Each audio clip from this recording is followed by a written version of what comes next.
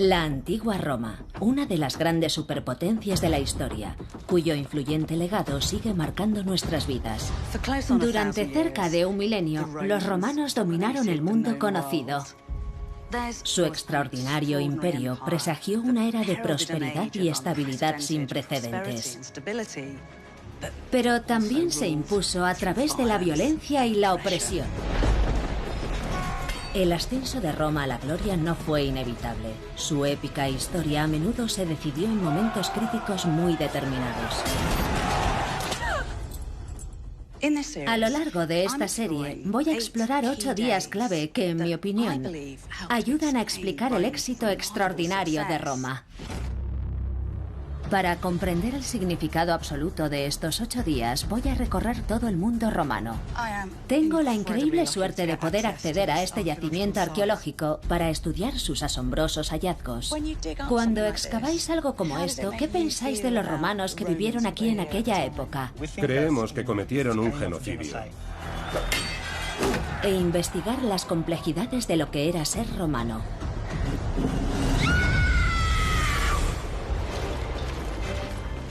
Este fue el día en el que un general romano, Publio Cornelio Escipión, se enfrentó cara a cara con el legendario Aníbal y el poderoso imperio de Cartago, en una batalla que determinaría si Roma realmente tenía fuerza para gobernar el mundo antiguo. ¡Adelante! 8 días que marcaron la historia de Roma, la última batalla de Aníbal.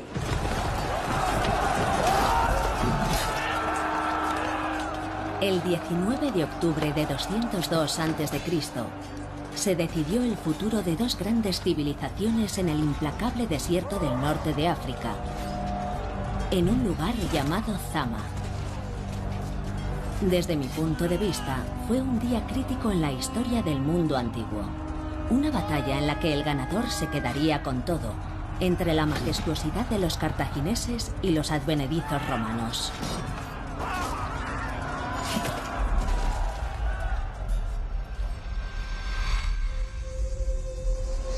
500 años antes de aquella titánica batalla, Roma era prácticamente como cualquier otro asentamiento mediterráneo.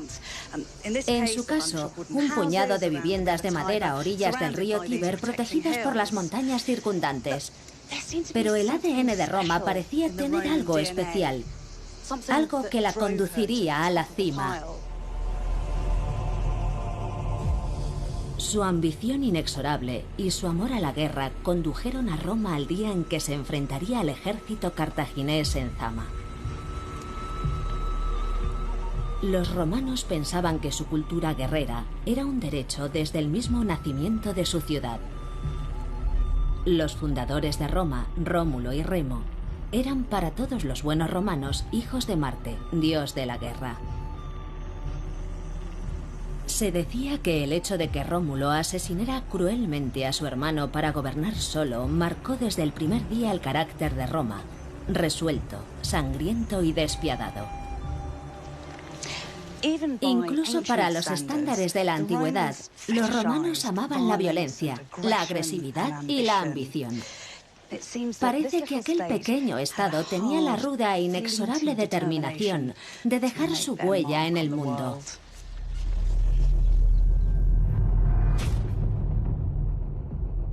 Hace 2500 años, Roma ocupaba una fracción de la actual ciudad moderna. Solamente 10 kilómetros cuadrados con una población de 60.000 habitantes. Roma, sin embargo, se encontraba en un lugar privilegiado. El río Tíber permitía acceder a las posibilidades de un mundo más amplio. La ciudad se gobernaba como una república, donde las personas se reunían para desempeñar actividades de carácter público. Era una filosofía política muy inteligente, que aseguraba a cada romano que el Estado velaba por sus intereses y que estaban juntos en aquel empeño. Por lo tanto, todos los ciudadanos romanos tenían interés personal en garantizar que Roma no solo sobrevivía, sino que prosperaba. En el siglo VI a.C., Roma se abrió paso hacia el centro de Italia, la tierra de Latium, en la que el latín era la lengua común. La ciudad de Gabios, a unos 18 kilómetros al este de Roma, fue una de las primeras en ser absorbida por el proyecto romano. Aquí, en las ruinas de la antigua Gabios, nuevas excavaciones están sacando a la luz cómo Roma asimilaba a sus vecinos.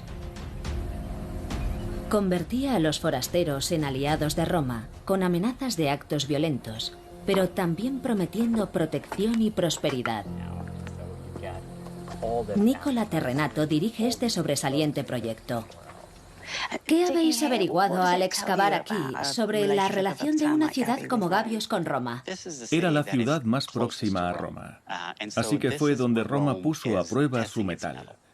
Vemos que nada más iniciarse su alianza ocurrieron toda clase de cosas positivas. Se levantaron grandes templos, las casas de la élite se volvieron más grandes, más lujosas, se construyeron fabulosas carreteras. Ahora mismo estamos pisando una serie de caminos que unían a los habitantes de Gabios con Roma, caminos protegidos por el ejército romano y por los que era muy fácil transitar. Era una estrategia romana muy clara, ¿no? Venir a ciudades como esta y ofrecer protección a cambio de hombres que lucharan por Roma. En efecto, era una forma muy barata de expandirse, pero también sabían ser despiadados, y cuando una ciudad se oponía a la expansión romana, la atacaban, la sitiaban y se dedicaban al pillaje. En algunos casos excepcionales arrasaban la ciudad, de modo que su enfoque era el de la zanahoria y el palo. Lo magnífico de estar aquí es que casi se puede oler la determinación de Roma. Roma estaba aprendiendo lo que luego haría a lo largo de todo el Mediterráneo. Este era su laboratorio. Lo repetiría en centenares de comunidades urbanas mediterráneas, pero empezó aquí. 250 años después de apropiarse de Gabios, la mayor parte de Italia se encontraba bajo el control de Roma. Se había conseguido por medio de un vasto chantaje, aunque no se llamara así. Ahora lo único que se interponía en la insaciable ambición de Roma era Cartago. Cartago había querido lo mismo que quería Roma, un glorioso imperio. Con redes comerciales y colonias que se extendían desde el Líbano al este hasta España al oeste, era la refinada superpotencia del Mediterráneo. Ambas potencias estaban a punto de enfrentarse cara a cara. Cartago, la fuerza dominante del mundo antiguo, contra Roma, la recién llegada. Las llanuras de Europa y el norte de África se convertirían en gigantescos campos de batalla en los que surgiría un hombre para frenar la desmedida ambición de Roma. Se llamaba Aníbal Barca. Era un legendario general cartaginés y amenazaba con convertirse en el archienemigo de Roma. En 218 a.C., Aníbal emprendió la maniobra militar más famosa y atrevida de la historia. Al frente de un gigantesco ejército multiétnico, marchó desde España con 38 elefantes. Cruzó los helados Alpes y se adentró en Italia. Empujando hacia el sur, Aníbal logró una victoria tras otra mientras sobre Roma se cernía el desastre. Mike Loads es experto en guerras de la antigüedad. ¿Qué hombre tan excepcional debía ser Aníbal? Aníbal es una figura legendaria porque era un genio de las estrategias y las tácticas bélicas. Lideraba un ejército políglota formado por númidas y libiofenicios del norte de África y tropas íberas procedentes de sus campañas en España. Supuestamente hablaba a todos los soldados en su lengua correspondiente. Era un general cercano. ¿Qué mayor testimonio podría haber de su carácter? Los hombres lo seguían voluntariamente en aquella gran y peligrosa aventura.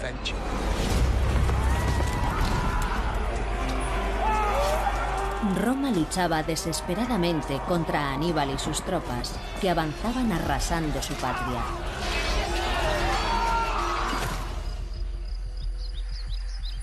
Por fin, en agosto del año 216 a.C., en Cannas, al sur de Italia, Roma armó un enorme ejército. Las mayores tropas jamás congregadas en un campo de batalla. Estaban formadas por 80.000 soldados, el doble que el ejército de Aníbal, de modo que los generales romanos confiaban en su victoria. Pero lo que pasó después sería conocido como uno de los momentos más oscuros de Roma.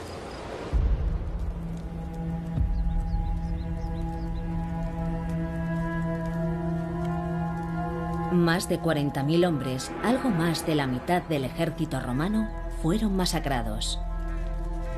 La victoria de Aníbal en Cannas es una de las hazañas militares más memorables de todos los tiempos. Un espectáculo digno de verse, general.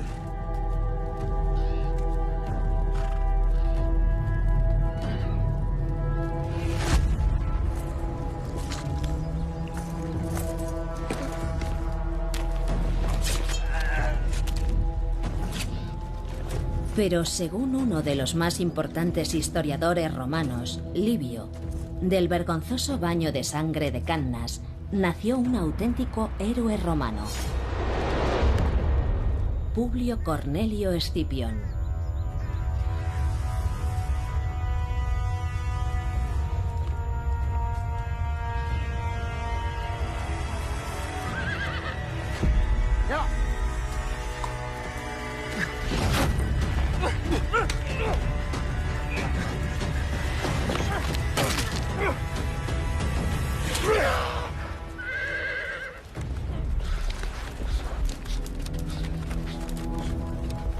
Sería el hombre que se enfrentaría a Aníbal en Zama y demostraría al mundo por qué Roma era la excepción y había nacido para gobernar.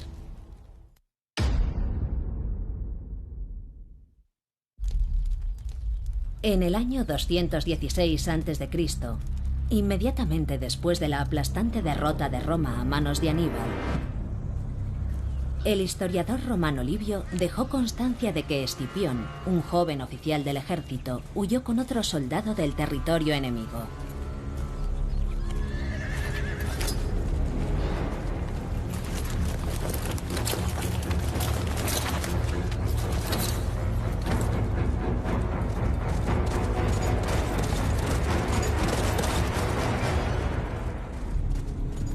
Después de la matanza en Cannas, el compañero de Escipión era uno de los muchos hombres dispuestos a desertar del ejército romano. Estoy harto de esconderme en zanjas. Me voy a la costa. ¿Vienes conmigo?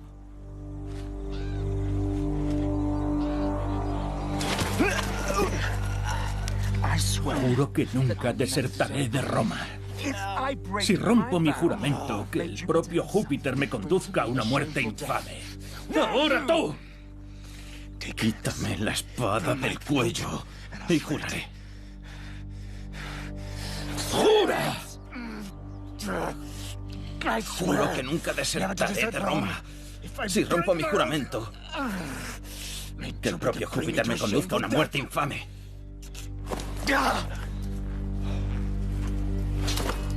Que Escipión se negara a abandonar a Roma en aquel momento crítico. A Roma se va por aquí. Se convertiría en parte de la cultura popular de Roma. En una guerra en la que todo iba mal, sobresalió la valentía de Escipión. De hecho, personificaba todas las cualidades que valoraban los romanos, y en particular, la virtus. La palabra latina virtus viene de vir, que significa hombre. Todo el que poseía virtus era valiente y fuerte en nombre de Roma, y a cambio, Roma le otorgaba gloria y dignitas, es decir, una fama gloriosa y una dignidad reconocida. Aquellas cualidades definirían a Escipión como un héroe romano de manual. No obstante, inmediatamente después de la derrota en Cannas, aquella idea de gloria parecía muy lejana. Cuando la noticia de la matanza llegó finalmente a Roma, un sentimiento recorrió la ciudad: el miedo. Aníbal podía aparecer en cualquier momento. La ciudad amenazaba con caer presa del pánico. Casi todos los hogares habían perdido a alguien y los aullidos de los dolientes llenaban las calles. Los políticos tenían que controlar la situación. En la época de Cannas, el Senado romano, a cargo de la administración de la ciudad, convocó una reunión de emergencia en un edificio que ahora está enterrado bajo esa iglesia. Sin saber qué hacer, el Senado buscó la orientación de una figura pública perteneciente a una de las familias romanas más distinguidas. Quinto Fabio Máximo, un veterano hombre de estado y condecorado general, desaconsejó luchar contra Aníbal en Cannas. Senador. Y asumió el gobierno de la ciudad. Una de las primeras actuaciones de Fabio Máximo fue prohibir a las plañideras en las calles en un afán por recuperar la calma. Es más, se prohibieron los llantos, pero eso no bastó. El historiador romano Livio nos cuenta qué pasó después. Fue una extraordinaria y para nosotros espantosa medida.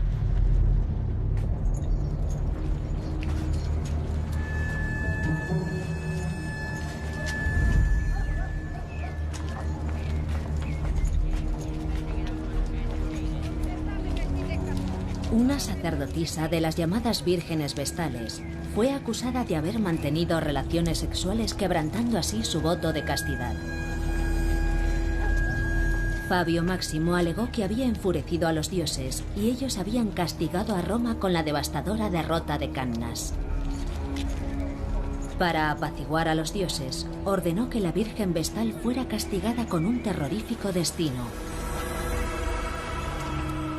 el sacrificio humano.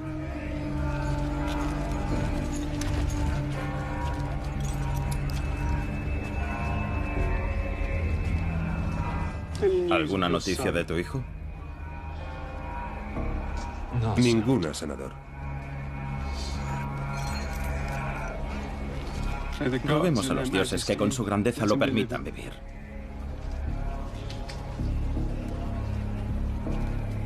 ¿Realmente es necesario este espectáculo? Roma no es nada sin el favor de los dioses.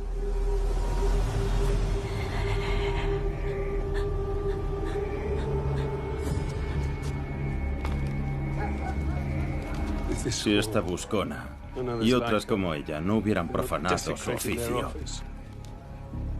quizá tu hijo estaría a tu lado hoy.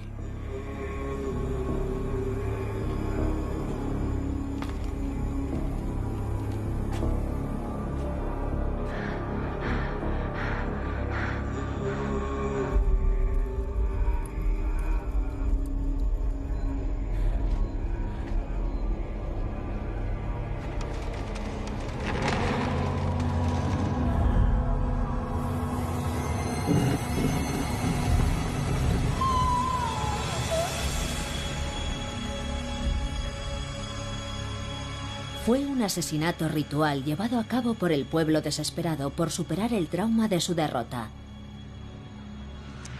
Al pensar en los romanos, no debemos imaginarnos hombres y mujeres como nosotros vestidos con togas.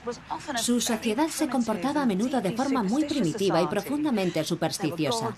Estaba rodeada de dioses, diosas, semidioses y espíritus. Mostraban un extraordinario refinamiento y en algunas ocasiones un salvajismo escalofriante. La sociedad romana era además dolorosamente machista. Las niñas eran casadas a partir de los 10 años y se representaban míticas violaciones como parte de sus ritos matrimoniales. Los romanos confiaban en que enterrar a una mujer viva ayudaría a purificar Roma y a restaurar su confianza y vigor. Alexander Evers es experto en la cultura de la antigua Roma. Cannas fue un duro golpe psicológico para la mentalidad romana. Estaba claro que su relación con los dioses en aquel entonces había sido perturbada, de modo que los romanos necesitaron una cabeza de turco. Es absolutamente terrorífico. Aunque a nosotros nos puede parecer macabro enterrar a una persona viva, tenía sentido para los romanos. Unía a la gente, la animaba a hacer piña frente a una causa común: la guerra contra Aníbal. Los romanos redescubrieron su incansable ímpetu.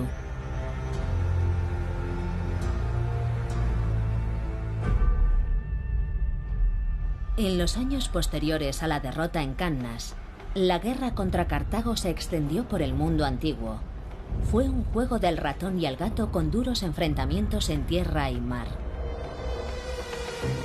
Mientras Roma emprendía una desesperada guerra de guerrillas en Italia, impidiendo así que Aníbal atacara la ciudad en sí, los generales romanos planeaban desestabilizar el imperio cartaginés.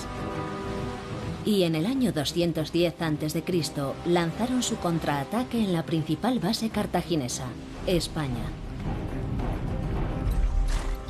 Para Escipión supuso la oportunidad de ascender de rango.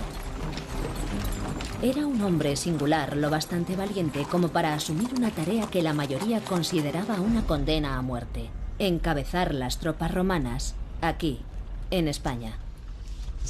Escipión solo tenía 25 años cuando se puso al mando del ejército de Roma en España y casi inmediatamente volvió la guerra a su favor al capturar tropas y ciudades cartaginesas. Pero lo hizo con una combinación de astucia y pura crueldad que se convertiría en el sello de las ofensivas romanas. Esto es Iliturgis, Andalucía, ciudad atacada por Escipión en 206 a.C. Aquí se han hecho algunos hallazgos notables que están transformando nuestra forma de entender cómo los romanos se hicieron con el control de manos de los cartagineses. Un grupo de arqueólogos españoles dirigidos por Juan Pedro Bellón acaba de descubrir nuevas y fascinantes pruebas que relacionan directamente a Escipión con el asesinato en masa de la población civil de Iliturgis. Esta es la típica ciudad íbera. En esta zona se encontraban las casas de la ciudad. ¿Habéis encontrado pruebas del conflicto? Sí, desde luego hemos encontrado muchas pruebas. Vaya. Si me acompañas te las enseño. Iliturgis fue en otro tiempo una ciudad próspera, pero sus habitantes cometieron el error de ponerse de parte de los cartagineses durante la guerra. Para Escipión, aquella traición merecía el máximo castigo. El equipo de Juan Pedro ha descubierto muestras del salvaje ataque de los romanos. Explícame qué es lo que tienes en esta mesa. Esto, por ejemplo, es un clavo de unas cáligas romanas. ¿Clavos de calzado romano? Sí. Es verdaderamente significativo, ¿verdad? Porque el calzado con clavos era un auténtico emblema de los romanos. Sí, esta clase de piezas nos permite seguir el rastro del ejército romano. Sí. Son muy útiles para nosotros. Increíble. Esta sé que es una típica, horrible y agresiva arma romana, ¿verdad? Sí, en este caso pertenece a la artillería romana. Sí, la usaban con las ballestas, ¿no? Sí, sí. Sí.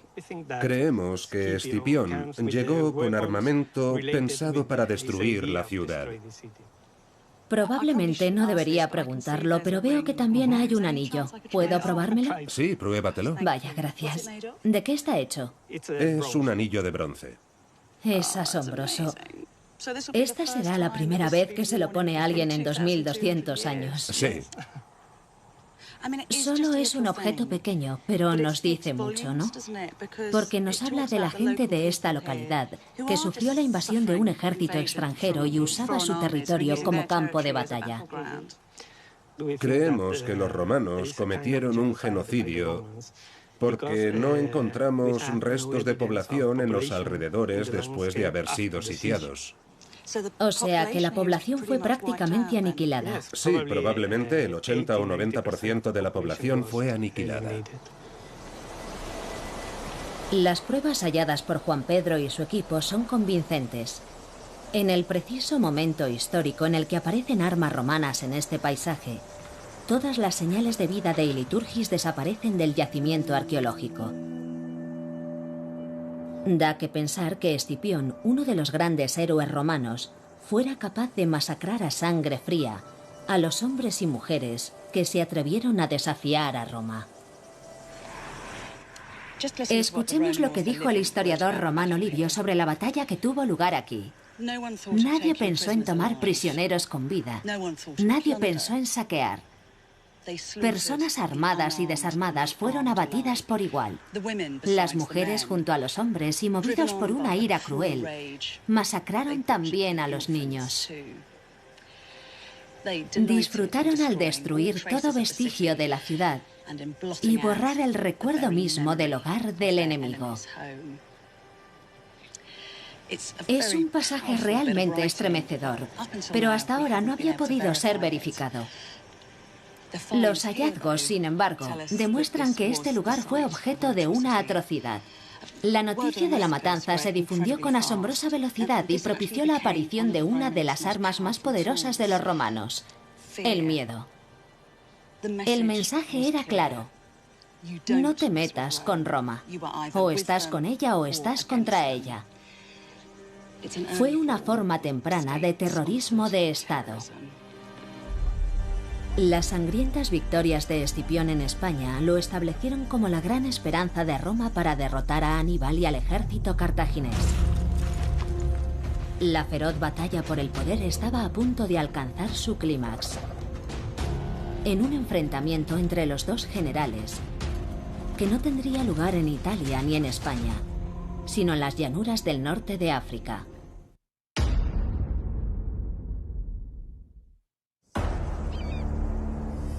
...206 a.C.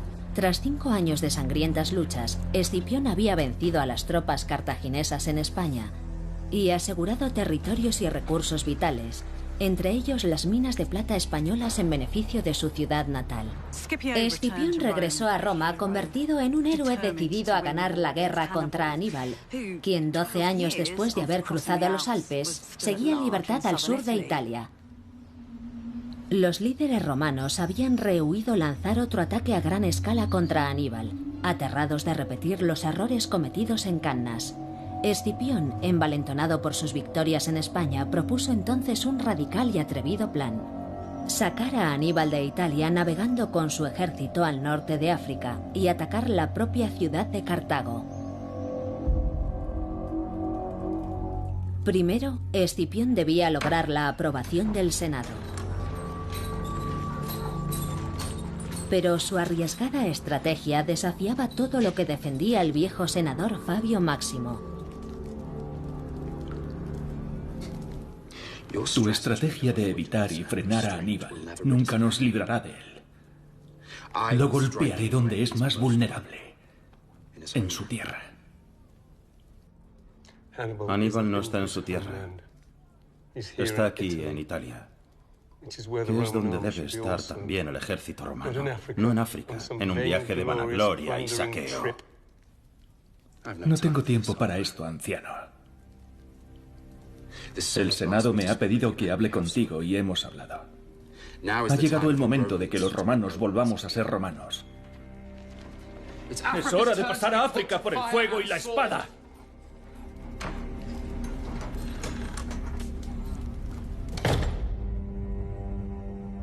Finalmente, 2 años después de volver de España, el Senado cedió y Escipión puso rumbo a África. Cuando la propia ciudad de Cartago se vio amenazada directamente, Aníbal fue forzado a regresar a su patria. De momento, el audaz plan de Escipión parecía estar funcionando. En octubre de 202 a.C., en las llanuras de Zama, cerca de 130 kilómetros al interior de Cartago, ambos ejércitos se encontraron cara a cara.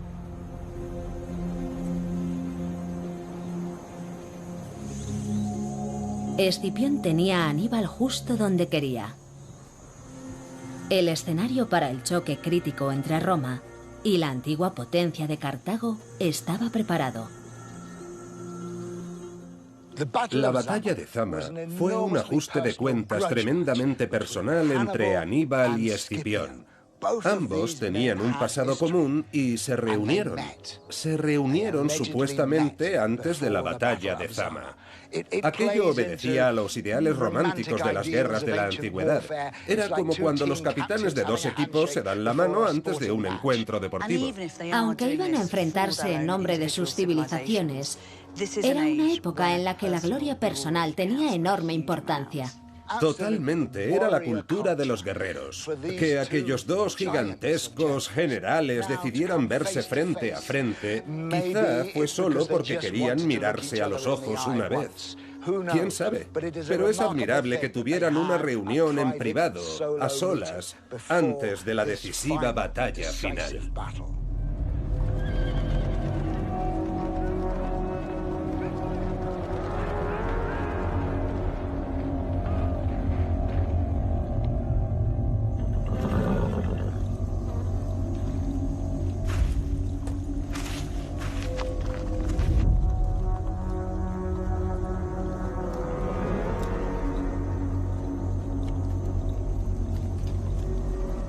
Paz cierta o esperanza de victoria incierta.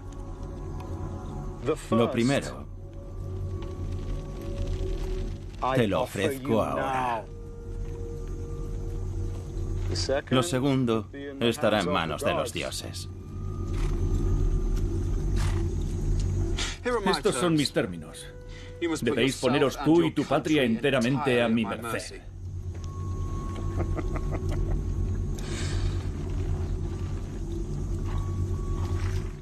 Que así sea. La batalla que siguió a aquel legendario encuentro consistiría en un solo día de combate para decidir si Roma tenía ingenio y voluntad para hacer realidad su mayor ambición: vencer a la potencia que había enseñado a Roma la forma de operar de un gran imperio.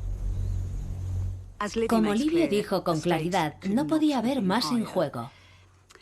Si tenían éxito, no serían los vencedores durante un día, sino para siempre. Sabrían antes de que acabara el día siguiente si sería Roma o Cartago quien dictase las leyes de sus naciones. No solo África e Italia, sino el mundo entero sería el premio de su victoria. Pero tan grande como el premio sería el peligro de la derrota. Esto fue escrito 200 años después de Zama. Sabemos, por lo tanto, que la batalla causó un gran impacto en la imaginación de los romanos.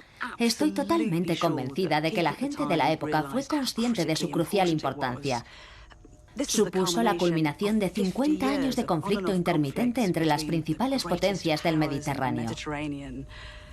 Efectivamente, el ganador se quedaría con todo.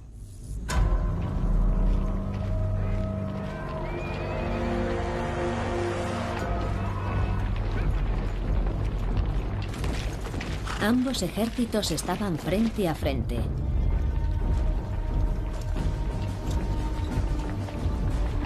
Aníbal con 36.000 soldados. Escipión con 30.000.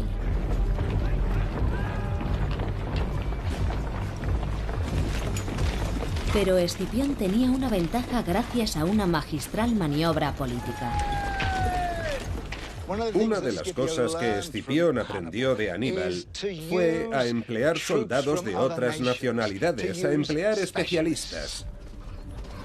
Tenía a los númidas del norte de África con su caballería infinitamente superior, sus jabalinas y sus veloces y ágiles caballos, que habían sido vitales en todas las campañas de Aníbal a través de Italia durante 16 años y que ahora combatían junto a Escipión. La cuestión crítica de esta batalla es que nos recuerda que los romanos no usaban solo la fuerza bruta, sino también el cerebro, pues llevaban años ganándose a los númidas. La diplomacia es tan importante como los efectivos militares. Por supuesto, las tornas habían cambiado. Había sido el arma secreta de Aníbal y ahora era el arma secreta de Roma. Gracias al historiador Polibio conocemos el discurso que cada uno de los generales pronunció ante sus tropas. Si superáis a vuestros enemigos, ganaréis para vosotros y vuestra patria el mando indiscutible y la soberanía sobre el resto del mundo.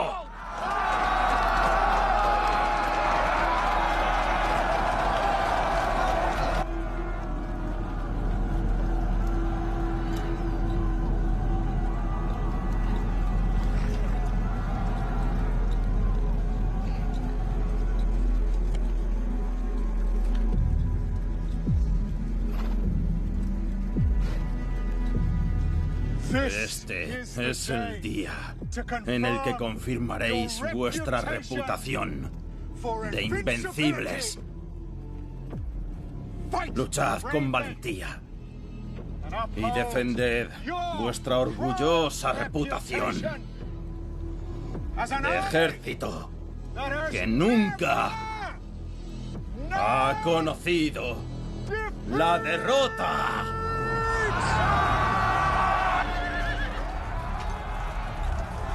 ¡Adelante!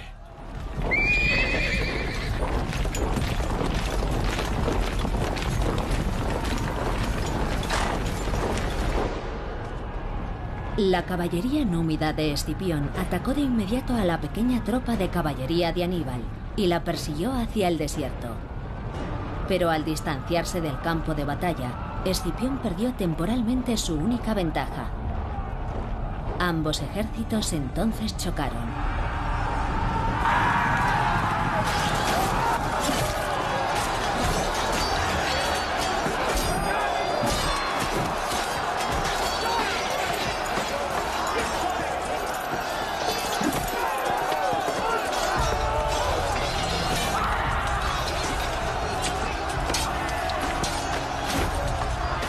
La infantería romana era superior en disciplina y adiestramiento, pero los cartagineses luchaban desesperadamente por salvar su ciudad.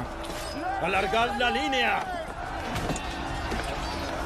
Aníbal ordenó a algunos de sus soldados que se movieran a los flancos con intención de envolver a los romanos como ya hicieron en Cannas. ¡No los dejéis pasar! ¡Adelante!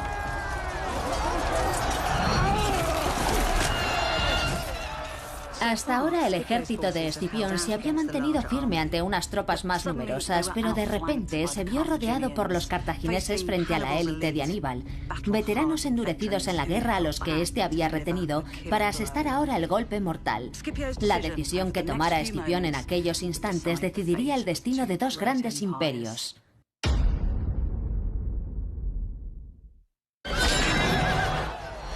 Mientras la batalla de Zama seguía con furia, ¡no retrocedáis! La infantería romana sangraba exhausta. Pero Escipión se mantenía firme.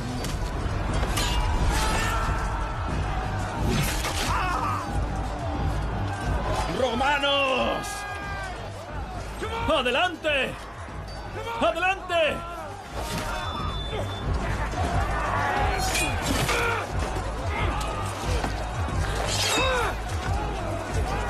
¡Hacia la victoria! La caballería superior de Roma seguía desaparecida, así que Escipión envió refuerzos al centro del campo de batalla. ¡Venga, adelante! ¡En formación! ¡Vamos! Entretanto, los veteranos de Aníbal amenazaban con atravesar las líneas romanas. ¡Vamos, vamos! ¡El centro debe resistir! Nuestras mejores tropas están demasiado lejos. ¡Luchad!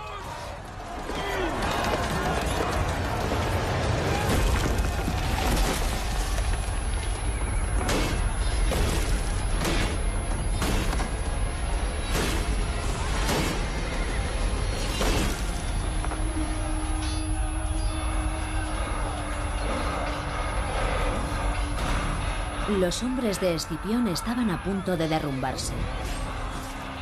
Pero la tendencia iba a cambiar.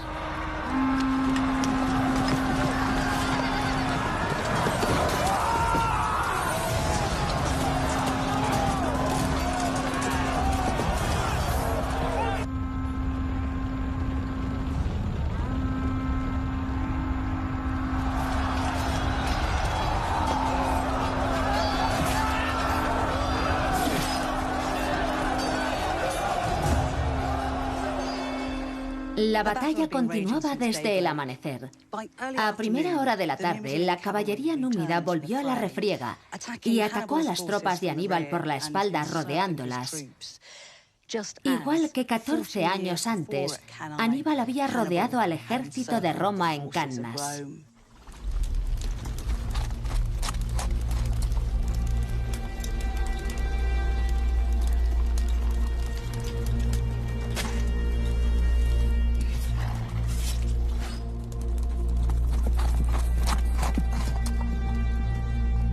Escipión obtuvo una abrumadora victoria. 20.000 soldados cartagineses yacían muertos.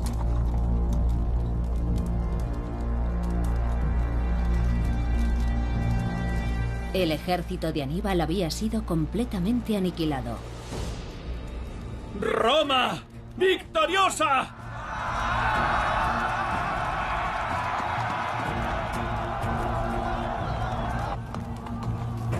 Aníbal había escapado a la matanza y cabalgó directo hasta Cartago, una ciudad que hacía 36 años que no pisaba. sobreviviría para ver cómo Roma humillaba a su anteriormente orgullosa ciudad. Escipión sabía lo que significaba aquella victoria para él. Se había establecido como el general con más éxito de Roma y había alterado el equilibrio de fuerzas en el Mediterráneo. Los cartagineses no tuvieron más remedio que suplicar la paz.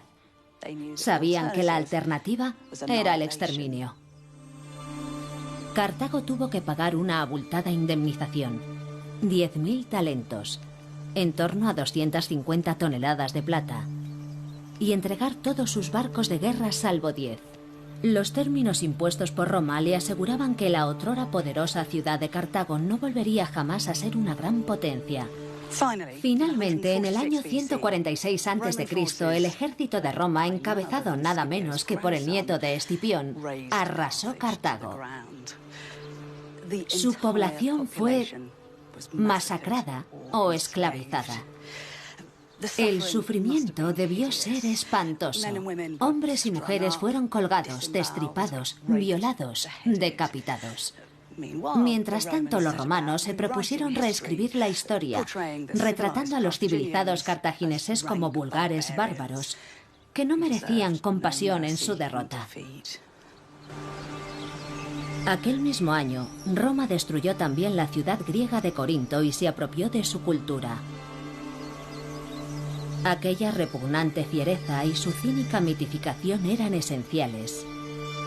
Representaban el triunfalismo de un pueblo que se había embarcado en un gran proyecto imperial. Por eso para mí aquel día fue crucial. La victoria de Escipión frente a Aníbal supuso un punto de inflexión en la historia de Roma, en el momento en que la influyente ciudad-estado se convirtió en una potencia imperial imparable. Tras derrotar a Cartago, un desdichado día en las llanuras de Zama, vemos cómo empiezan a aflorar las características clave del Imperio Romano. Un irrefrenable convencimiento de su derecho a gobernar, una determinación implacable por vencer a cualquier precio y una identidad compleja. Idolatraban el honor y la honradez, mientras instigaban campañas basadas en la violencia y el terror. Bienvenidos al nuevo y valiente mundo romano. En el siguiente episodio, el nuevo imperio romano se verá amenazado desde dentro. El día en que un esclavo se fugó y lideró una rebelión sangrienta que podría acabar con el legado de Escipión. Me llamo Espartaco.